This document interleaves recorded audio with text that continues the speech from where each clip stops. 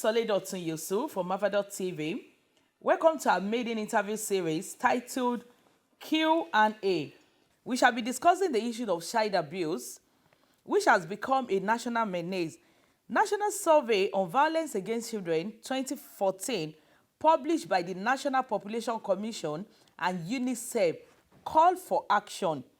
The survey shows that 6 in 10 children suffer one or more forms of abuse, physical, sexual, and emotional violence before they reach the age of 18. 1 in 4 girls and 1 in 10 boys suffer sexual violence. The perpetrators are mostly known to these children, and most of these violent acts occur in the environment these children are expected to be safe. That is, their homes, their schools, churches, mosques, and so on. Majority of these children never speak out. They are silenced by fear, by shame, and stigma, and also lack of knowledge of where to seek help. On 15 September 2015, the president committed to ending violence against children, launching a year of action, calling on state government, NGOs, religious leaders, and the media to take action and to ensure no child have to go in the shadow of silence. The national priority action were launched, setting key steps needed to effectively prevent and respond to all forms of violence against children. Again, on 25th October 2016, the president launched the campaign to end violence against children by 2030, which is in tandem with SDG Goal 16.2. Our guest today is someone that is very passionate about children. She's Mrs. Ngozi Okoro, the National Coordinator of Child to Child Network. Our NGO promotes and protects the rights of children. They empower children with life skills. They prevent and respond to cases of abuse. She's the Lagos State Coordinator for Child Protection Network, CPN, established by UNICEF and Federal Ministry of Women Affairs and Social Development. She's a member of Lagos State Child Rights Implementation Committee. Recently, she was inaugurated by the Governor of Lagos State to the State Task Force on Human Trafficking. Welcome to the show, our esteemed guest. Thank you. What is the relationship between your NGO, Child to Child Network, and Child Protection Network, CPN, with UNICEF? Thank you so much. The relationship between the three, like you rightly said, Child to Child Network is my primary place of work, organization. So it was because of the work we were doing that UNICEF, when they came up with the Child Protection Network, they now asked me to please, because I've worked with them for a long time, mobilizing, when you need to mobilize children, different programs for children. When they used to do State of the World reports, progress of nations, different issues, especially when it concerns children, that I should help them coordinate Lagos State Child Protection Network. So that is the relationship. Okay. So yes. Can I just ask, how long have you been doing this? It's been a long time, since, like say, 1998.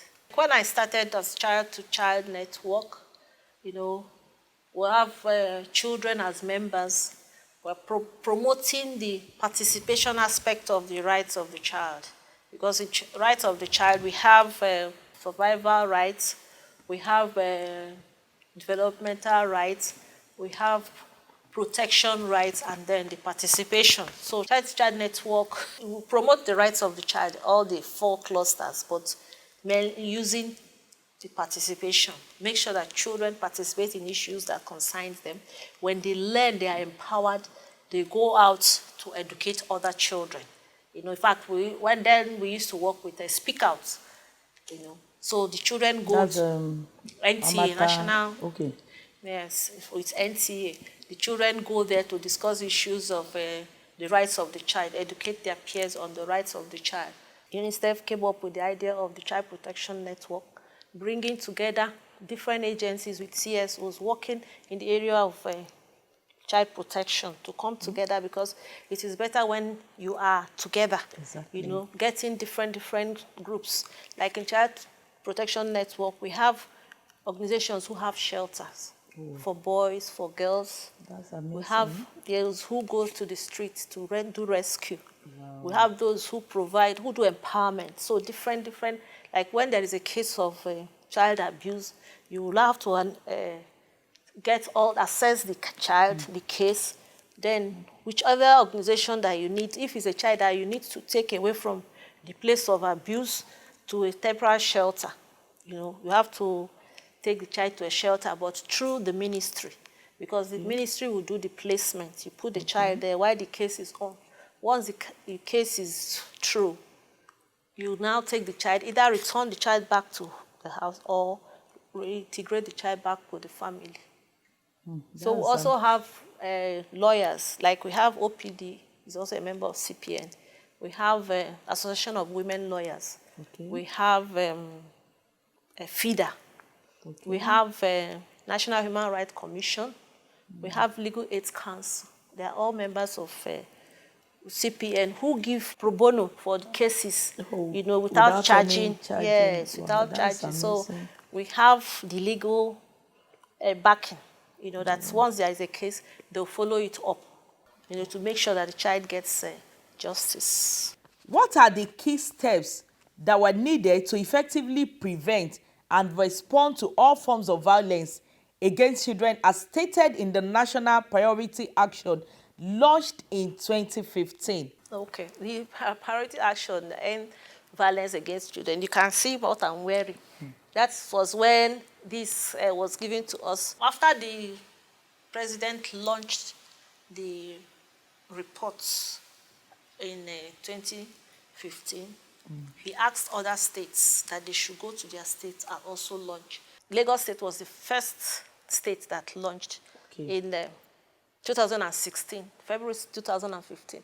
And before the launching, we had different stakeholders coming together to look at from the national priority action, you know, the religious leaders, traditional rulers, media, the key stakeholders. They all had their own sections contributing to the state priority action, you know, because children live in the community. We all live in the community. So carrying everybody along. Also, government asked the local government that they should also launch their own at the local government so that what we're talking about, we get to the grassroots. You are recently inaugurated as a member of the Lagos State Child Rights Implementation Committee. Why is it difficult to implement the child rights law? It has been on since 2007. It's not a recent child rights law. The recent one is the Task Force Committee on Human Trafficking. The Child Rights Implementation Committee, we're supposed to make sure that the law is working in Lagos, and we are working on that. Even in the Child Rights Implementation Committee, we have subcommittees. We have the monitoring, those in charge of the law, to review the law, look at it. We have those who are supposed to create sensitization and all that. Like our own, the subcommittee I belong to, we do monitoring. We go to schools, we go to homes, orphanages, shelter, where they have daycare, you know, at least where they take care of children, to make sure that everything is in place, to make sure that that place is child-friendly. If it is school, child-friendly, then to make sure they have the safeguarding and child protection policy of Lagos State, you know, to make sure that all the people working there, they have gone through it and signed so that nobody will abuse any child in that center or school. You know, so we are doing our best. Okay. What role has culture played in advancing and limiting the right of the girl child? Culture, like you said. You see, this issue of Child Rights Acts, you know, it started with the United Nations Convention on the Rights of the Child. And all the countries signed, including Nigeria.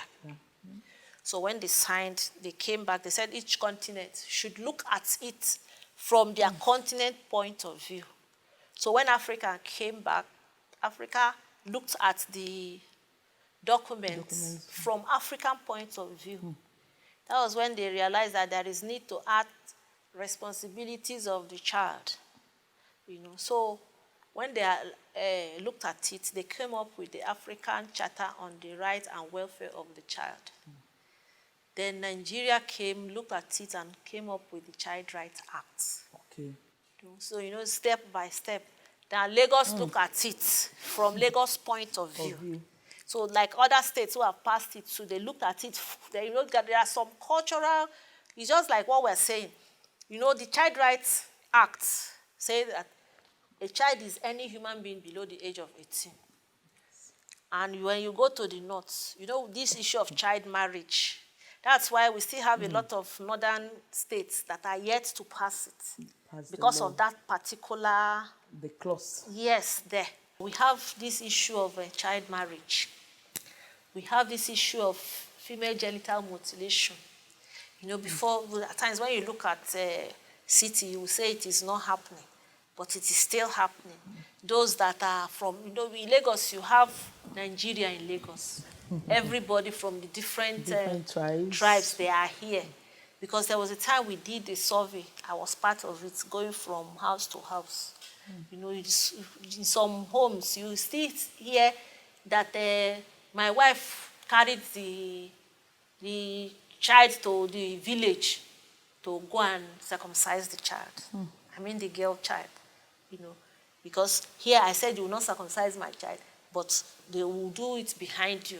That's what most of them do. They will go to the places where they can do it and nothing will happen. No one will question them. No one will question them.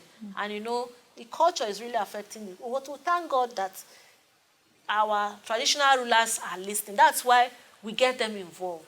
When we're having programs like the affairs, they bring the affairs, look at the child rights law from Muslim point of view. From Christian point of view. Look at what are the things there that, that are not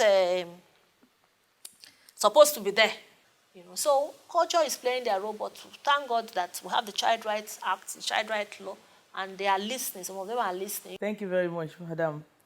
So next to my question, are parents partly to blame? Although you've explained this in the last question I asked you, but we can still deliberate more on it. Are parents partly to blame for some of these abuses, maybe due to negligence on their own part? Yeah, so parents are to blame.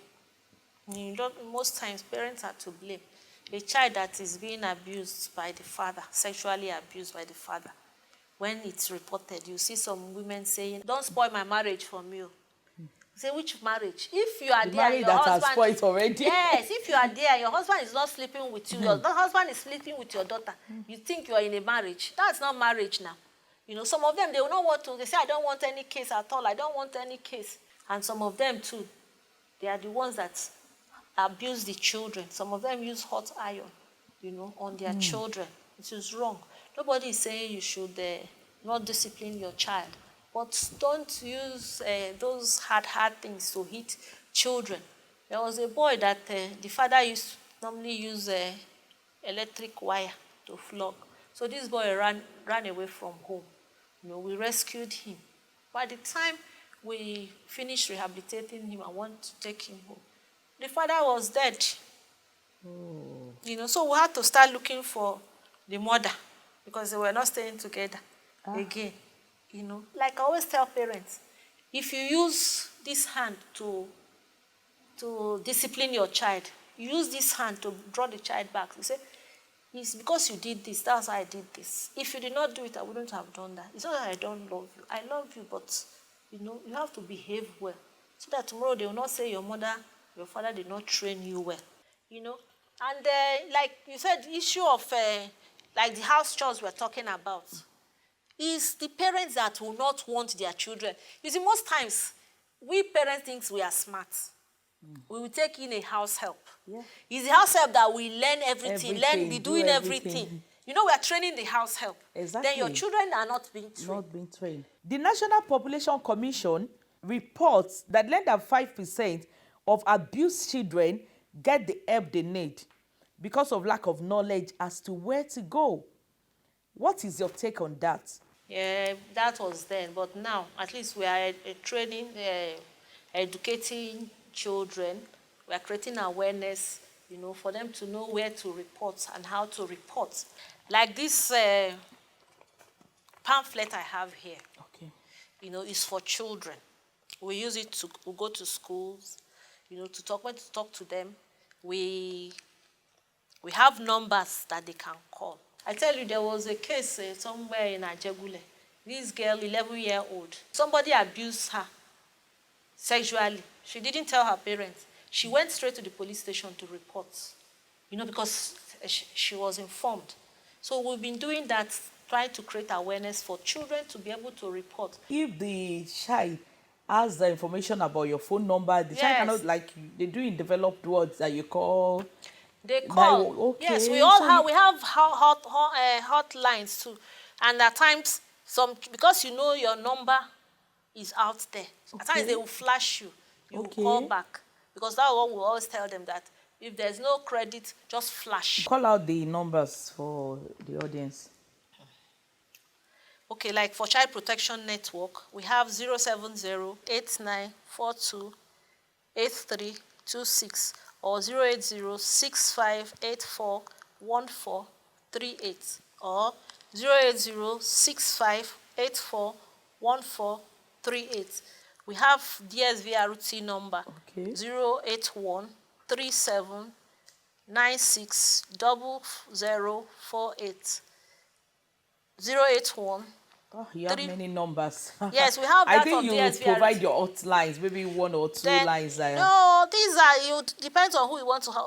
We have the DSVRT, we have the You must have. Ministry of Youth and Social Development. Okay. We have OPD. So it depends on who is speaking. Once you call, maybe if you call me, maybe I'm not in a place to pick, or my phone Someone is else off. can pick Someone else up. can pick and attend to the child. Okay. What is the level of success in prosecuting child abuse offenders? Lagos is working. Before there used to be delay, but now we have special courts for sexual offenses that it doesn't take time. If it is physical abuse or any other one, okay. the justice Give is your done. Yes, you know. judgment. Okay. We also have centers where you go for free treatment when there is, because you have to present a lot of documents. You know, when a child is abused, you take the child to Mirabel Center. We have WARIF. We also have the government. Also, they have also trained some doctors, you know, in the different general hospitals and primary health care, that they can also do same things. Most times, maybe police that's supposed to photocopy the documents and send, there is always delay. Because you must have evidences. Or... Exactly. Because also maybe they have too much work, you know. And you have one officer, maybe there are 30 cases waiting for the officer, you know. Before the officer will accept, you will do follow up and all that. Most times they spend their money. That's always the issue. So if you're doing, that's why we as NGOs, we are begging people to support us. Because we know their challenges, the police, we know their challenges. We need to support them. Wow. Yes. It's just like the children. We have JWC Alakara, where we have a dormitory for the children rescued, you know, from the street, at least the first place. You know, those children, they need to eat. Exactly. So that particular center needs money to take care of the you children. Get funds from... We beg people. NGO. Oh no, we are all beggars. We continue to beg from people. Say, I beg, support us, so please, you know. Most times I always tell them, I say, please go to Alakara. Those children. Where is Alakara? Is it a rehabilitation center or? No, it's a police, JW, Juvenile Welfare Center. Okay, they have there. There's, you know, children that maybe lost but found. Okay. Children rescued. Wow. You know, you take them there. You know, you take them there. So any NGO can go there to support them? You can go there, individuals, not NGO, individuals. Now, I want to know more about it, if Lions Club can collaborate with them. So, you know, I'm just... Okay, Lions Club should go and support them, to support other NGOs too. Thank you for coming on the show. It's my pleasure.